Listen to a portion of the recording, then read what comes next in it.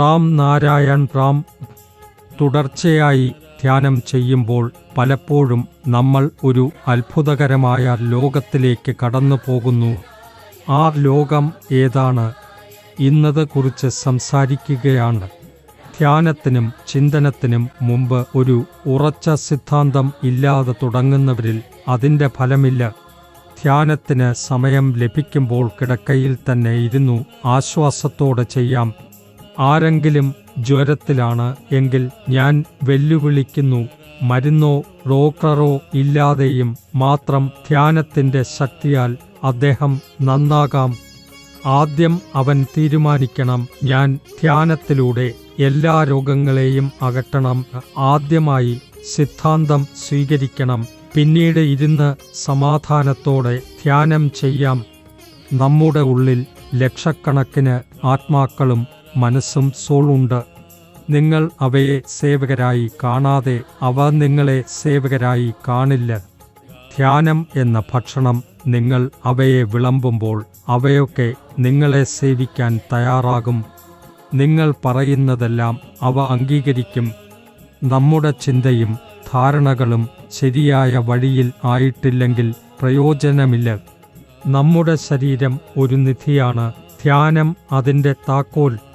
ധ്യാനത്തിലൂടെ നമുക്ക് എന്തും സാധ്യമാണ്. നമ്മുടെ മനസ്സും ചിന്തകളും ആശയങ്ങളും നമ്മൾ നിയന്ത്രിക്കാം. ജീവിതത്തിലെ എല്ലാ പ്രശ്നങ്ങളിൽ നിന്നുമുള്ള മുക്തിക്ക് ഏകമാർഗം റാം നാരായൺ റാം എന്ന നാമം ജപിക്കുക, ധ്യാനം ചെയ്യുക. ധ്യാനം എങ്ങനെ ചെയ്യാം? അതിനൊരു ലളിതമായ മാർഗം ഉണ്ട്. റാം നാരായൺ റാം എന്ന ബീജമന്ത്രം ജപിക്കാൻ പ്രത്യേകമായ മുദ്ര ആവശ്യമില്ല. നിങ്ങൾ നിങ്ങളുടെ ദിനചര്യയിലേക്ക് തന്നെ ഈ ജപം ചെയ്യാം. അല്ലെങ്കിൽ ഒരിടത്ത് ഇരുന്ന് മനസ്സിൽ തന്നെ ജപിക്കാം. അല്ലെങ്കിൽ സത്സംഗത്തിലൂടെയും ഈ നാമത്തിൽ ചേർന്നു പോകാം.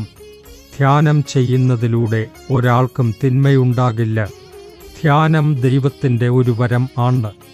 അതിനായി സമയം കളയേണ്ടതില്ല, പണം ചെലവാക്കേണ്ടതില്ല, ഊർജം നഷ്ടമാകില്ല. മറിച്ച് നിങ്ങൾ കൂടുതൽ ഊർജ്ജസ്വലനായി മാറുന്നു. ധ്യാനം എന്നത് ഒരു ചെറിയ വാക്കായെങ്കിലും അതിൻ്റെ അർത്ഥം വളരെ വിപുലമാണ്.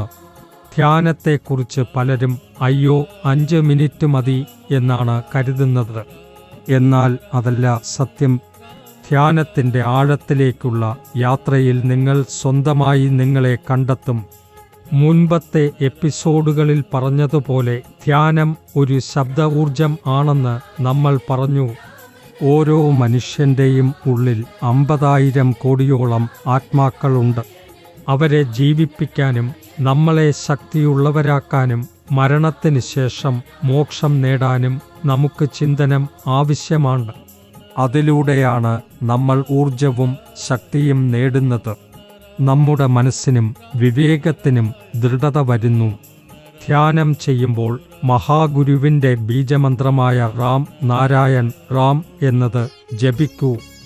ജീവിതം എത്ര ആനന്ദകരമാകുന്നു എന്ന് കാണൂ. ഈ മന്ത്രത്തിൽ നിങ്ങൾ ചേർന്നാൽ നിങ്ങളുടെ ജീവിതം മാറിത്തുടങ്ങും. ജീവിതലക്ഷ്യവും വ്യക്തമായി കാണാം.